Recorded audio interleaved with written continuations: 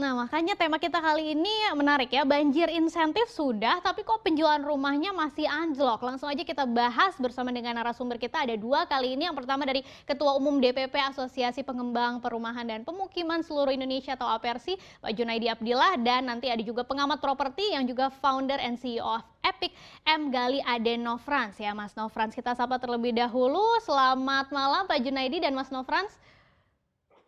Selamat malam Mbak Eksis. Assalamualaikum, selamat malam Mbak. Ya, sehat-sehat ya. Nah, tadi kan sudah mendengarkan informasi dan pastinya sudah pada tahu juga bahwa penjualan rumah di kuartal ketiga ternyata masih terkontraksi sampai 15% gitu ya. Mungkin kita ke Pak Junaidi terlebih dahulu nih sebagai pelaku usaha, memandangnya seperti apa? Apakah memang kondisinya masih tertekan untuk industri properti sampai sejauh ini atau seperti apa Pak Junaidi? Baik Mbak Eksis, Pak Gali, selamat malam. APERSI sendiri itu bergerak hampir semuanya anggota adalah di segmen perumahan menengah ke bawah. Artinya dari mulai harga 500 hingga rumah FLPP. Nah, sebagian teman-teman juga sampai harga yang 1 miliar ke atas, tapi di anggota APERSI lebih fokusnya adalah menengah ke bawah. Mbak Eksis, jadi begini Mbak Eksis, kalau kita setuju dengan komitmen pemerintah memberikan insentif, cuman kan kita perlu lihat ada beberapa rumah yang kategori harga itu sangat berpengaruh. Nah, kalau kita perhatikan permintaan rumah untuk subsidi itu sangat tinggi dan masih bisa kita rasakan sampai kondisi COVID yang sudah mudah-mudahan ya berlalu semuanya. Dan yang berikutnya adalah rumah di atas rumah subsidi, diantaranya rumah yang harganya 200 hingga 500. Nah, selanjutnya 500 sampai 1 miliar dan 1 miliar hingga ke atas ya kan. Nah, ini kan kaitannya dengan masyarakat yang memang mau memiliki rumah untuk tempat tinggal atau masyarakat yang mau investasi rumah. Nah, kecenderungan yang betul Mbak Eksis sampaikan, itu rumah yang menengah atas itu lebih cenderung naik karena apa? Investasi itu teman-teman lebih banyak di situ. Karena dari rumah yang harga 2 miliar itu sepertinya permintaan lebih turun lagi untuk investor. Artinya investor turun kelas.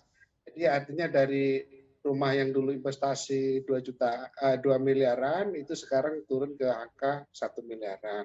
Nah, permasalahannya sekarang insentif itu kan juga diberikan kepada rumah yang di atas 200 juta, artinya tidak subsidi tapi masyarakat itu juga banyak yang memiliki, banyak peminatnya. Nah, di segmen ini yang mungkin tidak terserap Mbak Eksis dan Pak Gani. Nah, tidak terserapnya kenapa? Karena memang kalau untuk di posisi ini, artinya lebih cenderung masyarakat yang berpenghasilannya adalah menengah. Iya. Nah, itu di harga 200 hingga 500. Nah, kayaknya sepertinya yang kita lihat adalah di harga ini yang menurun. Nah, apa permasalahannya? Memang kalau di harga masyarakat yang pendapatannya menengah, di masa COVID ini memang cenderung terdampak sekali.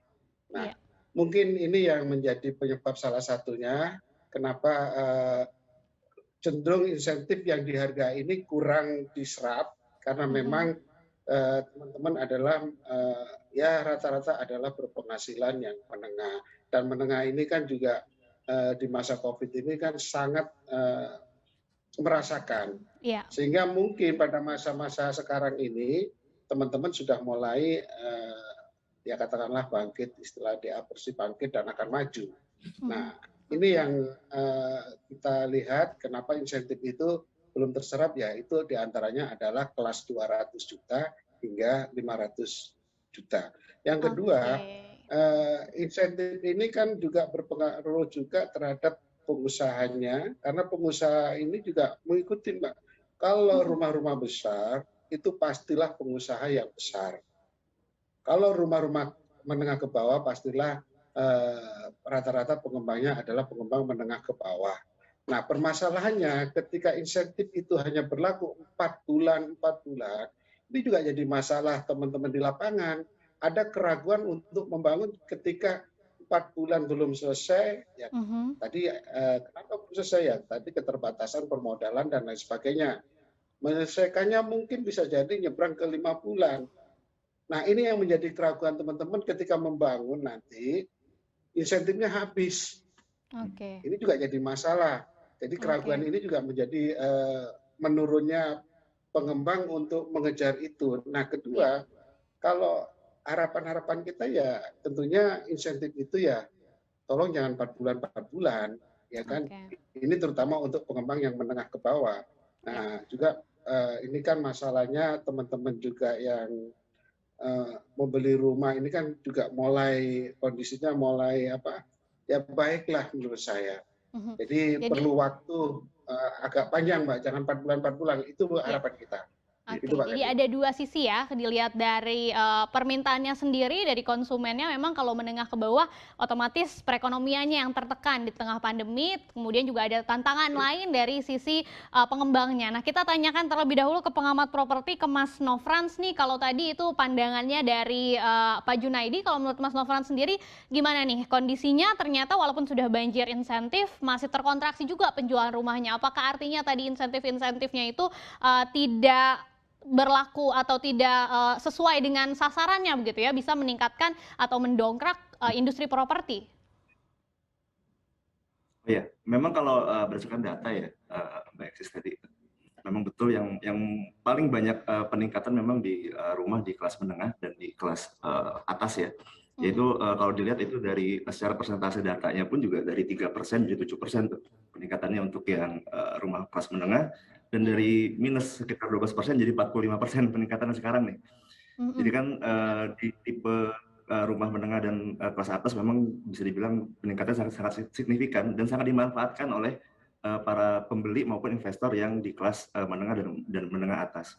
Nah, Mhm. kalau concern saya tadi karena udah banyak banget ya informasi dari Pak Junaidi tadi Mhm. sebelumnya yang menurut saya juga sangat tepat, terutama dari sisi pengusaha, bahwa memang ada keraguan-keraguan apakah kita bisa nih deliver selama 4 bulan, nanti ternyata diperpanjang 4 bulan kemudian. Mungkin Mhm. akan lebih baik jika dari pemerintah juga bisa mengalokasikan timeline yang lebih spesifik gitu dan lebih jelas bahwa insentif ataupun kebijakan kemudahan dari pemerintah ini bisa berjalan selama 1 tahun atau bahkan sampai tahun berikutnya sambil Mhm. melihat kondisi pandemi yang ada di Indonesia. Nah, cuman memang kalau catatan saya mungkin tambahan satu aja sih. Mungkin boleh juga dari teman-teman media ini ngebantu juga, maksudnya memberikan informasi yang bisa diterima oleh para calon pembeli maupun penghuni rumah gitu ya, calon pembeli rumah untuk yang kelas menengah ke bawah. Karena mungkin kalau yang kita lihat memang yang kelas menengah dan menengah atas ini jalur informasinya atau cara mereka mendapatkan informasi kan pasti lebih gampang ya dan lebih Mhm. bisa dibilang lebih valid dan lebih reliable gitu. Nah, ini mungkin boleh juga bantuan dari teman-teman media ya, maksudnya buat kita sama-sama ngegerakin nih industri properti di Indonesia agar semua kelas segmen properti yang ada di Indonesia sendiri semuanya tetap meningkat dan sehingga bisa memberikan efek dominonya kepada perekonomian Indonesia secara makro gitu. Ya, Itu sih tapi menurut Mbak. Mas Nofrans, insentif-insentif yang sudah diberikan oleh pemerintah, termasuk juga ada DP 0% gitu, itu sebetulnya bisa dimanfaatkan nggak sih nih oleh masyarakat yang kelas menengah ke bawah ini atau bagaimana? Sebenarnya bisa banget. Kalau saya lihat juga perbandingannya secara year on year ya, walaupun sama-sama di masa pandemi ini, kalau dilihat nih di kuarter 3 2021 sebenarnya peningkatan jauh lebih baik dibandingkan kuarter 3 2022. Di mana pada saat 2020 kan mungkin insentif dari pemerintah belum terlalu gencar ya diberikan. Mhm. Tapi di saat 2021 ini sampai ke kuarter 3 ini sebenarnya uh, secara year on year memang terjadi peningkatan secara global ya, Mbak Eksis. Dan yang memang menarik memang saat ini kebetulan memang Epic ada beberapa proyek yang lagi kita handle ya. Memang secara makro betul datanya bahwa penjualan memang setelah bulan Juli atau setelah gelombang COVID yang di bulan Juli kemarin memang mengalami kontraksi. Mhm. Tetapi memang untuk beberapa proyek yang memang dengan strategi pemasaran dan kita juga memberikan target insentif maupun promo yang tepat kepada calon buyer kita, sebetulnya peningkatannya bisa bahkan 3 kali lipat, Mbak Eksis, dibandingkan tahun Oke. 2020. Karena dibantu Oke. juga dengan insentif dari pemerintah tadi. Iya. Nah, tadi kan Pak Junaidi sempat sebut gitu kan salah satu penyebab utamanya karena memang masalah kelas menengah ke bawah yang kondisi ekonominya ikut tertekan gitu kan, pendapatannya juga tergerus bahkan beberapa kena PHK. Nah, kalau menurut Pak Junaidi sendiri insentif-insentif yang sudah dilakukan atau diberikan oleh pemerintah seperti DP 0% dan yang lainnya, pajak-pajak dan sebagainya begitu ya, di tengah kondisi perekonomian yang masih begini, daya belinya belum pulih, akan bisa terserap nggak sih kalau kedepannya masih sama seperti ini insentifnya? Saya pikir sekarang secara ekonomi mulai membaik ya Mbak ya, artinya masa COVID kita sudah bisa sedikit bebas, sedikit lega, kerja teman-teman juga sudah mulai nyaman. Ya mudah-mudahan prediksi kita ya setengah tahun nanti serapannya akan lebih tinggi lagi dan lebih pasar yang tadi saya sebutkan akan terserap lagi. Nah permasalahannya ini ada kendala yang akan besar nih Pak Gani di tahun 2001. Kelihatannya produksi rumah itu juga akan jadi hambatan sangat dasar dari tahun-tahun sebelumnya Pak Gani. Nah ini apa masalahnya terkait dengan Undang-Undang Cipta Kerja yang mengharuskan sebagai turunannya adalah perpindahan dari IMB ke PBG Pak Gani. Nah IMB ke PBG ini ternyata di lapangan juga belum bisa dilaksanakan sehingga apa? Prediksi saya 1,5 tahun ini stagnan untuk proyek perumahan tidak bisa produksi. Karena apa tadi? IMB itu dulu lebih mudah untuk pengurusannya, ternyata PBG yang cita-cita Undang-Undang Cipta Kerja itu lebih mudah dan lebih cepat, lebih gampang dan memudahkan teman-teman komunikasi. Ternyata ini tidaklah segampang yang kita laksanakan. Ini sudah banyak teman-teman kita sudah nggak bisa membuat izin properti baru dan ini nanti efeknya adalah secara domino sangat besar sekali Pak Gani. Jadi efeknya apa? Ketika ini PBG tidak bisa diurus, teman-teman pasti proyek terhenti. Nah ketika proyek terhenti, permintaan terhadap rumah itu akan kesulitan, akan terjadi gap. Nah kalau sudah kesulitan, efeknya lagi adalah bagaimana pemerintah daerah mendapatkan PAD, ya kan? Bagaimana negara akan mendapatkan pendapatan, bagaimana sektor industri yang ikutannya, termasuk perbankan. Ini menurut saya tidaklah kita anggap sepele untuk tahun depan Pak Gani. Kalau belum ada relaksasi dari pemerintah, bagaimana perizinan itu akan bisa jalan, dipermudah. Kita tidak menolak terhadap undang-undang yang ada, tidak. Tapi minimal sebelum itu bisa running full dan 100% berjalan, tentunya ada relaksasi. Nah relaksasinya apa? Bagaimana izin-izin ini supaya berjalan? Ini dampaknya sangat besar sekali Mbak. Nah ini bukan lagi terkait dengan bisnis properti, tapi masyarakat pun akan susah membuat PBG. Ya kan? Persetujuan bangunan gedung. Ternyata setelah kita lihat itu ada 5 kementerian yang terlibat untuk perizinan properti, beda dengan yang sebelum-sebelumnya. Nah, diantaranya ada pertanahan, PUPR, ada di situ LKH, ya kan, lingkungan hidup, ya kan, terlibat di situ. Belum lagi nanti investasi, itu semuanya nggak klop ketika kita pelajari di OSS. Nah ini saya yakin, menurut saya kalau tidak segera ada penanganan khusus, program 1 juta Bapak Presiden akan juga terhambat. Nah prediksi saya ada gap ini betul-betul akan terjadi ketika kita tidak bisa menjalankan produksi. Itu Mbak. Jadi ternyata selain masalah insentif gitu ya, walaupun memang sudah banyak bonus-bonus atau insentif-insentif yang diberikan oleh pemerintah, ada masalah lain nih dan tantangan pastinya untuk tahun depan gitu ya. Salah satunya tadi dari sisi perizinan. Nanti kita masih akan bahas lebih lanjut lagi seputar tema kita kali ini. Usai jeda Investime masih akan kembali dalam segmen khusus Property Point. Jangan kemana-mana, tetap bersama kami di CNBC Indonesia.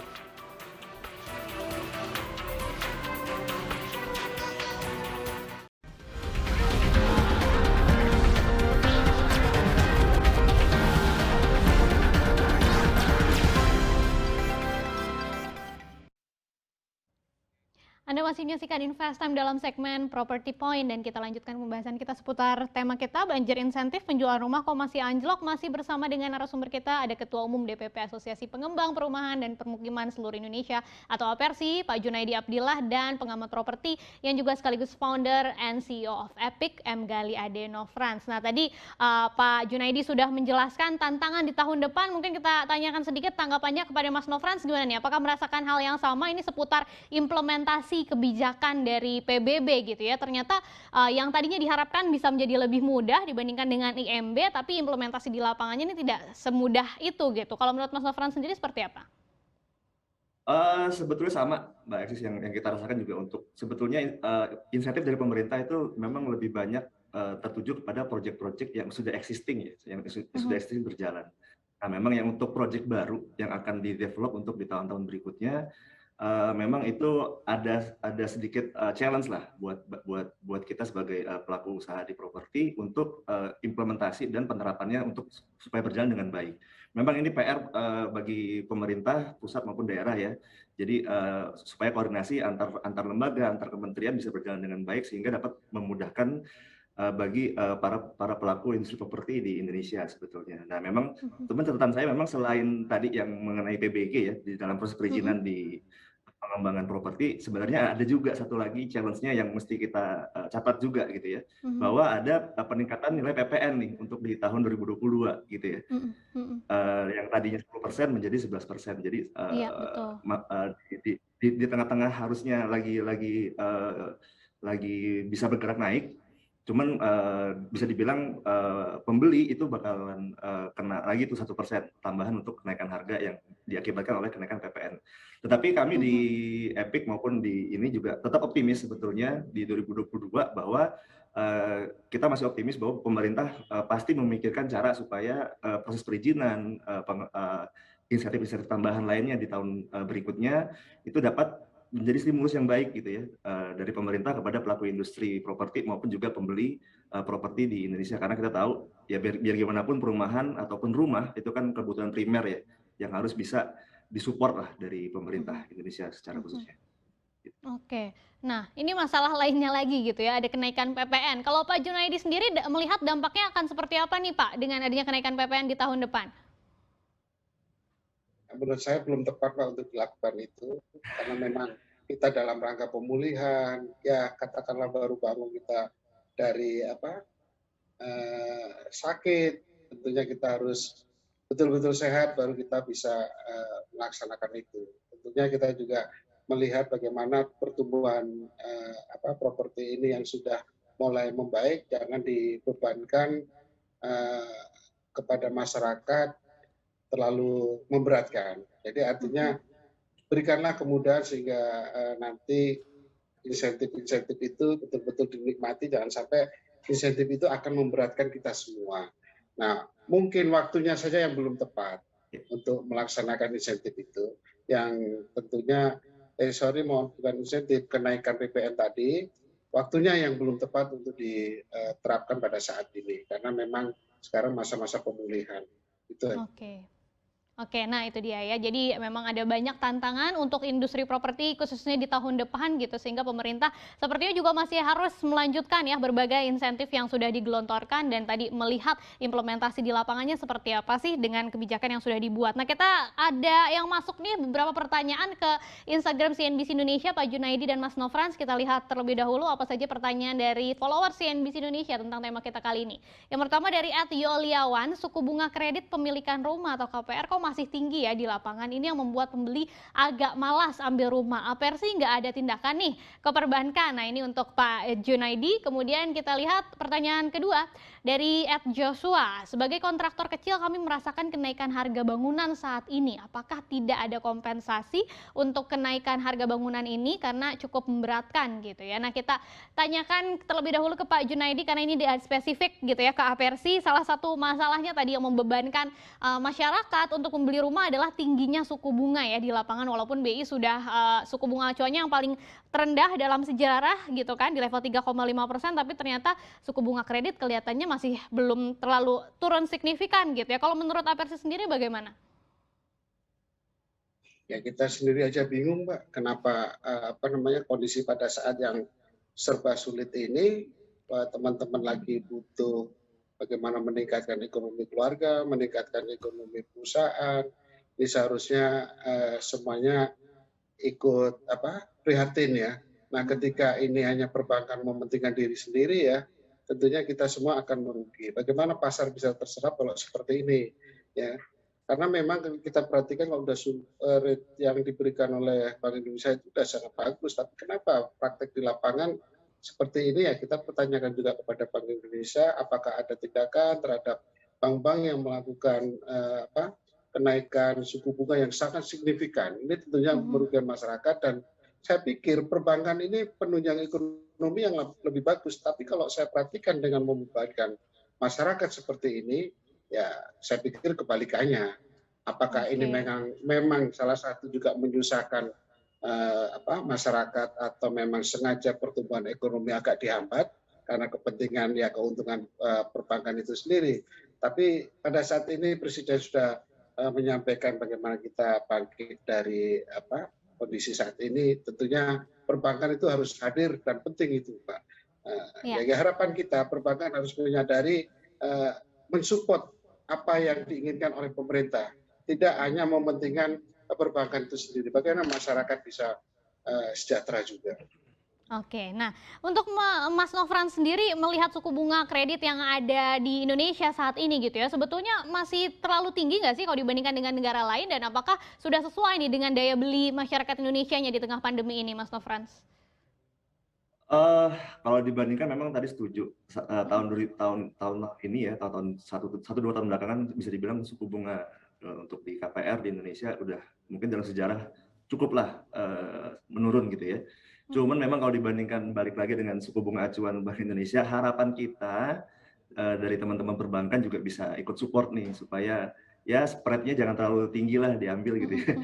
Supaya karena dengan bergeraknya industri properti, karena efeknya ke industri-industri lain yang ada di Indonesia juga memberikan dampak yang positif, seperti itu sih Mbak Eksis. Kalau harapan saya tetap, kalau bisa mungkin memang perlu ada penyesuaian untuk perubahan suku bunga, cuman kalau bisa dipercepat aja. Dan juga mungkin catatan juga untuk dari teman-teman perbankan adalah proses untuk approval akad kreditnya, mungkin dengan bantuan teknologi, dengan bantuan macamnya sekarang harusnya bisa dipercepat, dipermudah, sehingga proses penggelontoran dana kredit untuk di perumahan bisa lebih tinggi penyerapannya. Seperti itu. Jadi itu ya harapannya untuk perbankan, selain tadi spreadnya, tapi juga proses untuk pengajuan akad kreditnya, untuk pengesahannya itu juga bisa dipercepat begitu ya. Nah, kita ke pertanyaan berikutnya dari Sobat Cuan lainnya, Joshua.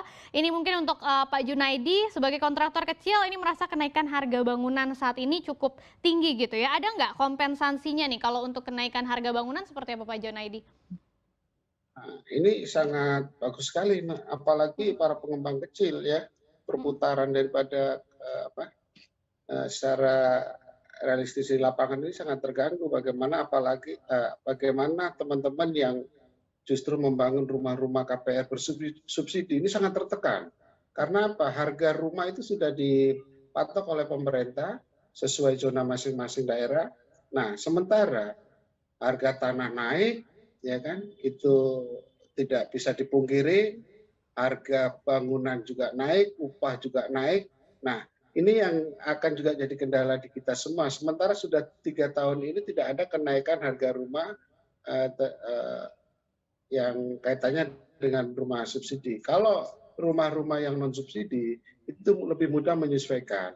Artinya ya mungkin harga barang naik, kita menyesuaikan dengan harga jual, ya kan? Nah, permasalahan harga jual naik, efeknya juga apakah rumah itu bisa terserap juga. Ini jadi dilema kita semuanya.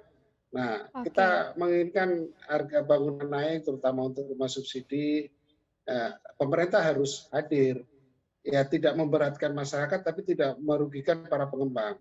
Dari sisi material yang naik, apakah insentif pemerintah terkait para pengembang ini ada? Ya kan, apakah hadir terhadap insentif kebutuhan para pengembang sehingga rumah tidak naik, tapi ada insentif tertentu, misalnya tadi BPATB dan lain sebagainya. Karena memang kenaikan harga ini mempengaruhi biaya produksi yang sangat tinggi. Nah, sementara tadi saya sampaikan ada harga dibatasi oleh pemerintah. Harga sudah ditetapkan oleh pemerintah. Nah, ini juga jadi dilematis untuk teman-teman. Nah, siapa sih yang bisa ngerim ini dan siapa sih juga yang bisa mengerim harga tanah? Nah, ini jadi dilematis. Nah, sehingga nanti suplai untuk rumah-rumah KPR, terutama KPR subsidi yang konsepnya bersih, ini akan menjadi hambatan untuk kedepannya. Ya, karena ya tadi produksi tinggi, harga jual tidak bisa disesuaikan. Ya, kalau harga jual tidak disesuaikan, mungkin pemerintah harus hadir bagaimana untuk membantu para pengembang.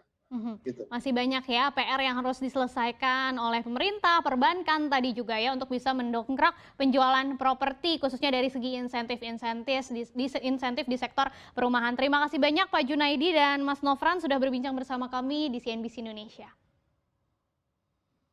Terima kasih. Terima kasih.